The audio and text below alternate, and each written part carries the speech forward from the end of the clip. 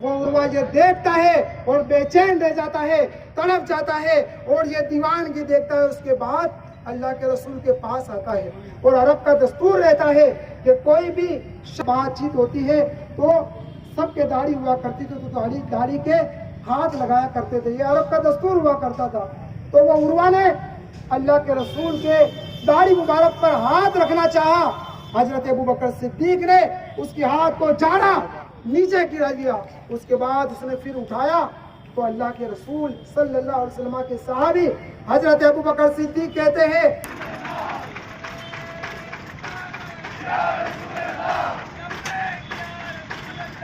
लेटे होते हैं, वो अपने हाथों में लेकर चेहरों पर ले लेते हैं, अपने चेहरों पर मलते हैं, यहाँ तक कि अल्लाह के रसूल अपने मुंह मुबारक के अंदर पानी ले जाते हैं और कुल्ली करते हैं, पानी नीचे गिराना चाहते हैं। सहाबाए किराम उसे उठा लेते हैं, पर किसी के हाथ रखा जा सकता है। कहा कि ये अरब का दस्तूर होगा, हमारे साथ तू कर ले, ये बर्दाश्त है, लेकिन रसूलुल्लाह की शान में ये गुस्ताखी बर्दाश्त नहीं हो। हजरत उसके बाद फिर उसने हाथ बढ़ाना चाहा तो हजरत अबू बकर सिद्दीक ने कहा कि आपके तेरा हाथ बढ़ा तो मेरे हाथ से नहीं, मेरी तलवार से तेरा जवाब दिया जाएगा।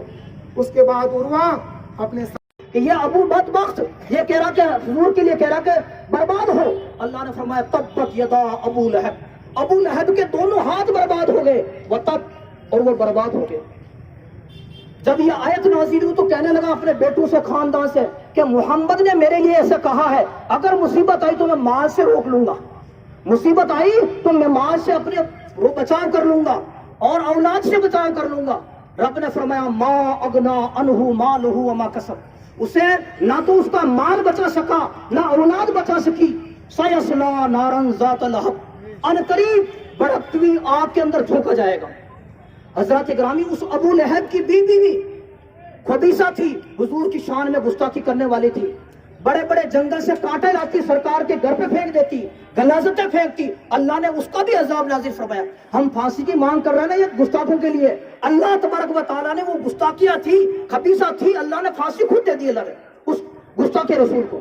कुरान मजीद में आ गया वमरातुहु हम्मालतल हतब, वो अबू लहब की बीवी सरकार की गुस्ताखी के अंदर लकड़ी कांटे जो है, कांटों का गट्टर अपने सर पे लाद के लाती थी। फी जीदहा हबलुम मिन मसद, एक मर्तबा ये जंगल से कांटे आ रही थी कि सरकार को कांटे सरकार के रास्ते में डाले। अल्लाह ने एक फरिश्ता भेज दिया और वो एक जगह आराम के लिए बैठी, फरिश्ते ने पीछे से खींच लिया उस गट्ठर को और उसकी रस्सी जो लटक रही थी फांसी गले में आ गई और वही खत्म हो गई। हजरत ग्रामी इन दोनों को अल्लाह तबारक व तआला ने दुनिया के अंदर, अब अबू लहब का हाल सुनो, जब गुस्ताखी करता रहा तो 7-8 साल के बाद अभी कोरोना की बीमारी है ना, इस तरह उसको चेचक की बीमारी लग गई और खत्म हो गया। कोई मक्का का आदमी, ये बड़ा मक्का का सरदार था, लेकिन किसी आदमी ने हाथ नहीं लगाया। जैसे भी कोरोना हुआ था ना, क्या आदमी कोई हाथ नहीं लगा रहा, बच रहा, उसके बेटों ने हाथ न लगाया, महल्ले वालों ने हाथ न लगाया, यहाँ तक कि 3 दिन तक लाश सड़ती रही उस गुस्ताख की। और उसके बाद कुछ हबशी गुलामों को बुलाया मजदूरी पर, वहीं खड़ा खोदा और लकड़ियों से धकेल धकेल के उसको वहीं दफन कर दिया। हजरत ग्रामी ये आयत कयामत तक के लिए जितने गुस्ताखाने रसूल हैं उनके लिए जो है ये नसीहत है। हजरत ग्रामी 2-4 बातें अर्ज करूं कि कोई शायर किताब जिसे मुसलमान है बेसुरो समा, मुसलमानों का दुनिया में कोई मददगार नहीं है, हर कौम मुसलमानों को दबा रही है। कोई शायर कहता है कि जिसका दुनिया में कोई नहीं उसका खुदा है यारो, जिसका दुनिया में कोई नहीं उसका खुदा है यारो। और ये मैं नहीं कहता, किताबों में लिखा है यारो, मैं नहीं कहता कि तो मगर शर्त है कि मुसलमान खुदा का हो जाए। मन काना लिल्लाह कान अल्लाहु लहू, जो आदमी सच्चे दिल से खुदा का हो गया तो खुदा उस सय्यदना अलैहि सलाम अलैका या रसूल अल्लाह सल्लल्लाहु तआला अलैहि वसल्लम, कसम खाई है मर जाएंगे या मारेंगे नारी को, कसम खाई है मर जाएंगे या मारेंगे नारी को, सुना है गालियां देता है वो महबूब बारी को। मोहम्मद की गुलामी है सनद आजाद होने की, खुदा के दामने तौहीद में आबाद होने की, खुदा के दामने तौहीद में आबाद होने की। और फानूस बन के जिसकी हिफाजत हवा करे, फानूस बन के जिसकी हिफाजत हवा करे, अरे वो शम्मा क्या बुझे जिसे रोशन खुदा करे। एक वाकई हजरात मोहतरम, मसाजिदों से ऐलान हुआ इश्क मुस्तफ़ा में, आप सैलाब की तरह उमड़ते चले आए। एक छोटा सा वाकिया इश्क रसूल में आपके सामने पेश करना चाहता हूँ। कोई जंग का मौका है, आका करीम सल्लल्लाहु तआला अलैहि वसल्लम ने ऐलान करवाया, ए लोगों आओ, दीन के लिए आओ, दीन के तहफ्फुज के लिए आओ, ए आशिकों आओ। ऐसी सूरत में एक आशिक रसूल, मुस्लिम सिख ईसाई हर लोग अच्छे हैं, 2% लोग गलत होते हैं, 98% लोग हर जाति में गलत है। उन लोगों को भी पता है कि मुसलमानों के साथ पिछले कुछ सालों में बहुत ज्यादा दादागिरी और अत्याचार हो रहा है।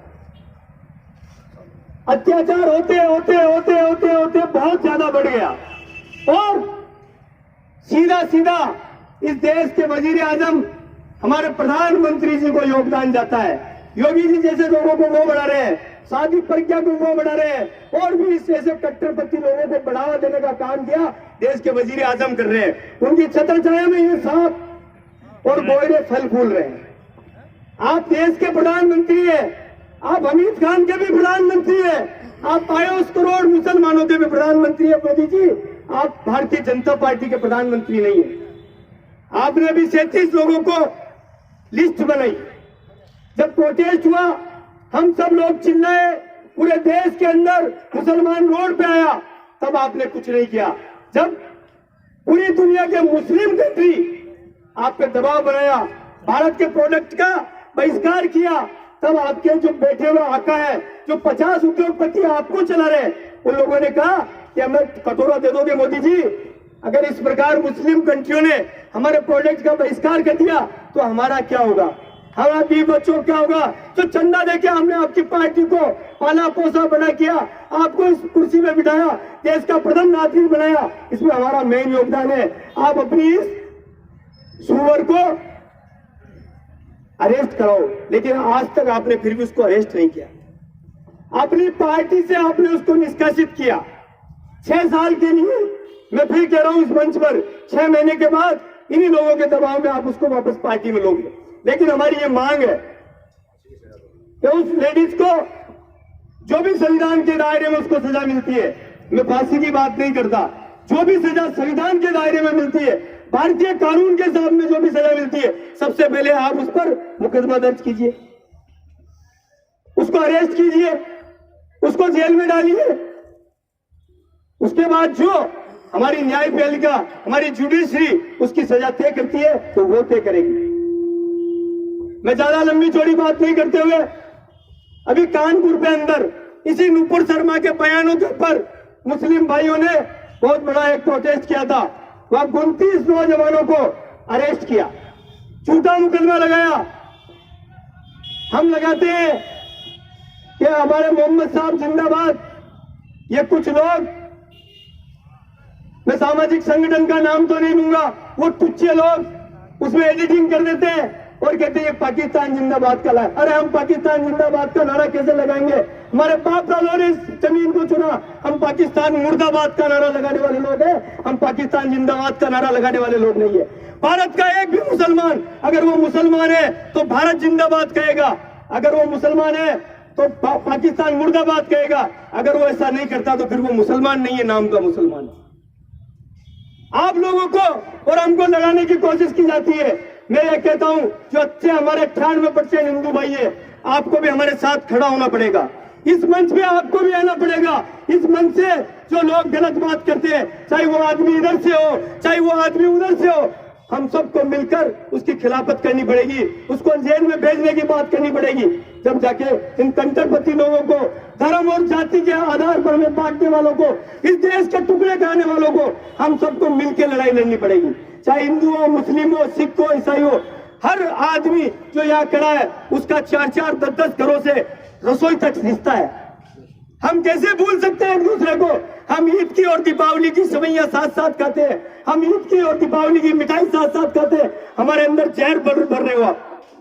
इस पूरे देश के अंदर कुछ सामाजिक संगठनों में पेट्रोल छिड़क रहा है।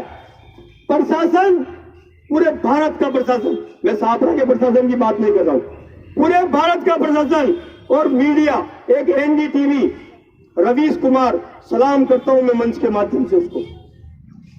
रवीश कुमार जैसे पत्रकार को मैं सलाम करता हूं, वो सच और सच दिखाता है।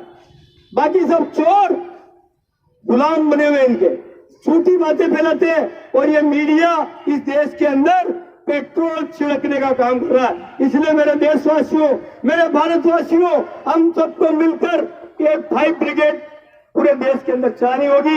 एक ऐसी अलग जगानी पड़ेगी कि जगह जगह छोटी छोटी बातों पर झगड़ा हमीद और शब्बीर के भी हो सकता है, झगड़ा हमीद और रफीक के भी हो सकता है, झगड़ा भाई भाई के भी होता है, झगड़ा जाट जाट के भी होता है, गुजर गुजर के भी होता है, गुजर राजपूत के भी।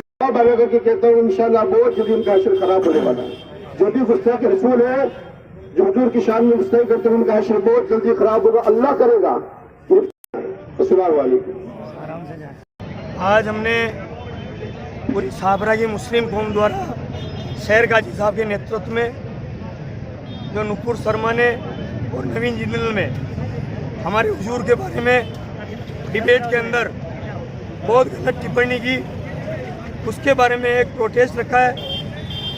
और अगर उनको गिरफ्तार करने के लिए अगर उसको गिरफ्तार नहीं किया जाता तो इन्हीं शहर गाजी साहब के नेतृत्व में हम जयपुर में एक बहुत बड़ा प्रोटेस्ट करेंगे।